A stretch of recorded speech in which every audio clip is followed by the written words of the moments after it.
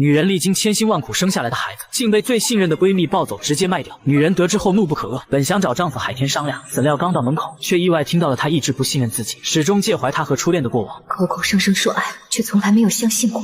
我不会再寄望任何人，我要自己去找我的孩子。就这样，女人留下书信，独自一人踏上了寻找孩子之路。海天质问喜冰，这一切是不是他搞的鬼？哪知这个女人是不见棺材不落泪，死不承认。海天也直接放出狠话，最好别让他查出什么，否则有你的好日子过。毕竟心里有鬼。再加上海天的这一番话，吓得喜冰坐也不是站也不是，忐忑下的他又心生一计。他直径来到一直喜欢他的子舒这里，诉说着嫁给海天后的种种不好，让子舒带他远走高飞。越说越激动的他，一不小心说漏了自己在滴血认亲下做的手脚。子舒这才知道，原来孩子真的是海天的。第二天，子舒将孩子还给了海天。原来当日喜冰前脚卖掉孩子，后脚又被子舒给偷偷买了回来。为了安全考虑，他决定自己先将这孩子养着，在确定是海天的孩子后，他做了归还，并当场揭穿了喜冰的阴谋。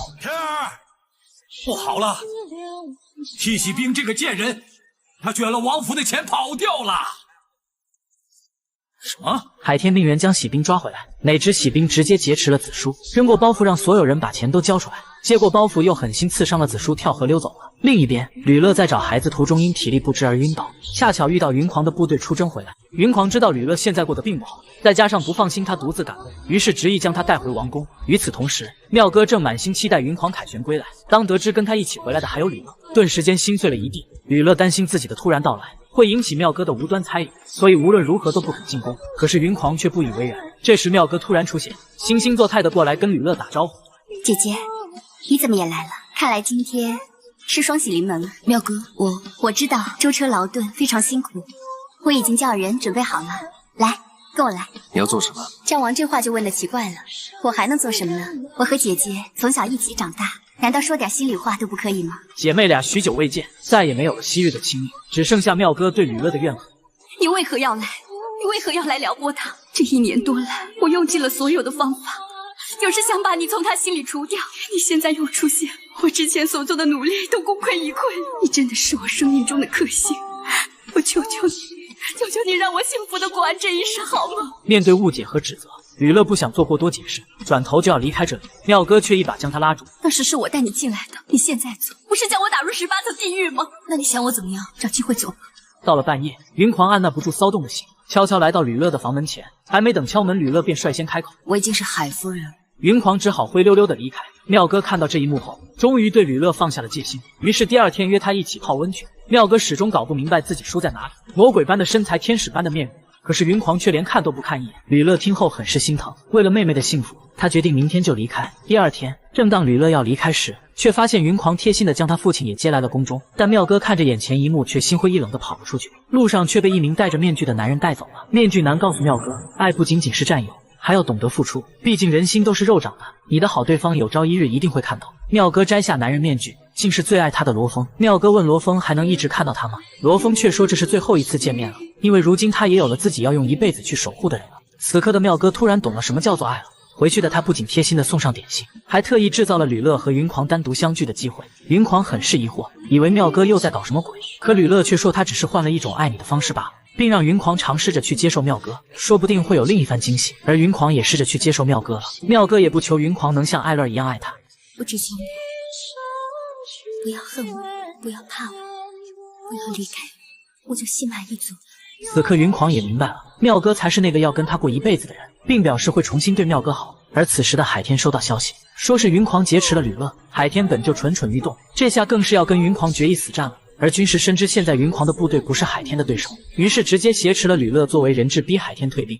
云狂知道后，气愤愤地要求赶紧放人，还亲自将吕乐拉了上来，并归还给了海天。一个是自己曾经爱过的人，一个是自己的丈夫。吕乐不忍看着他们相互残杀，于是劝海天退兵。为了吕乐，海天只好和云狂签订了平分天下的协议，却不知这只是海天的缓兵之计。但云狂却信以为真，甚至大肆宣布以后再无战争。城中百姓开心的翩翩起舞，却不知危险正在悄悄靠近。到了晚上，海天将吕乐哄睡着，自己却悄悄溜了出去。好奇的吕乐跟随身后一探究竟，翻过山洞，竟看到海天正在偷偷练兵。海天胸有成竹，说着江山指日可待。这一刻，吕乐才知道自己低估了海天的野心。我不然怎么揭穿你的阴谋？云狂不慎管理不善，阴险藏手。你以为我会相信你的鬼话吗？我告诉你，海天，我一个字都不会相信。我要去告诉罗峰，此刻的城外已是战火连连，云狂却一脸懵逼。下属来禀告说海天已经兵临城下，云狂斥责海天不守信用。海天毕竟是有备而来，很快就将云狂逼上绝境。不服输的云狂决定上前决一死战，却被士兵拦住。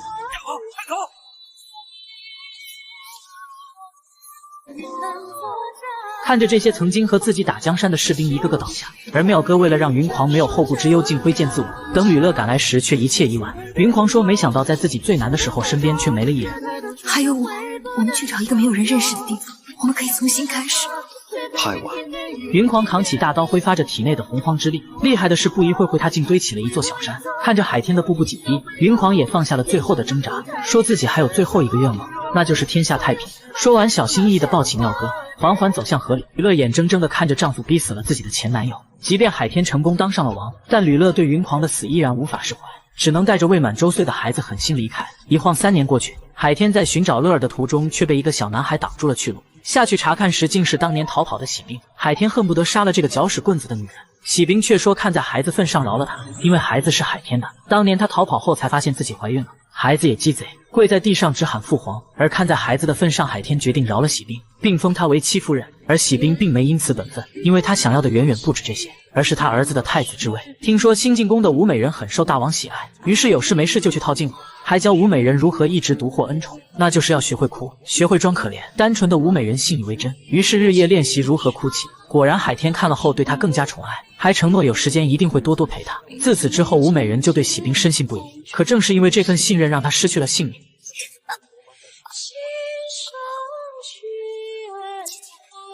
你比我年轻，又比我漂亮，这肚子里虽然还没有货，可是迟早都会有的。你说我怎么能容得下你这个货？这时海天来看美人，喜兵却说武美人因为心情忧郁而自杀身亡了。海天这个酱油竟然信以为真。就在喜兵以为胜券在握时，却得知吕乐要回来了，于是他又派出杀手去杀吕乐母子，但却未成功。海天看见吕乐，心里依然笑出了菊花。喜兵假惺惺过来行礼，吕乐却说自己只是个没名没分的乡野女子，可当不起娘娘这么大的脸。当得起，当然当得起。你回来了，你就是王后，她不过是小小的妃子，就算让她磕头也不为过。来到寝宫，七喜兵立刻动起了歪心思，对吕乐说自己有个不情之请。你说今天是姐姐刚回宫里的日子，大王理应陪着姐姐才是。可是今天是如意的生日，你是想让大王去你那儿？如果姐姐不愿意的话，我当然不愿意。你的为人我是清清楚楚的。今天是我第1天进宫，你就让大王去你那儿，不过就是想要在后宫立个威，让大家觉得大王宠你多过我，不是吗？果然是霸气侧漏，对付这种女人就应该这样。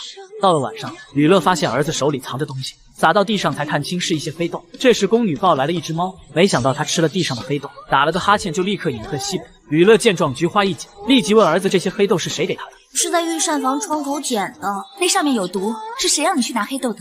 是父王的另外一个儿子告诉我的，他自己也吃了那些黑豆啊。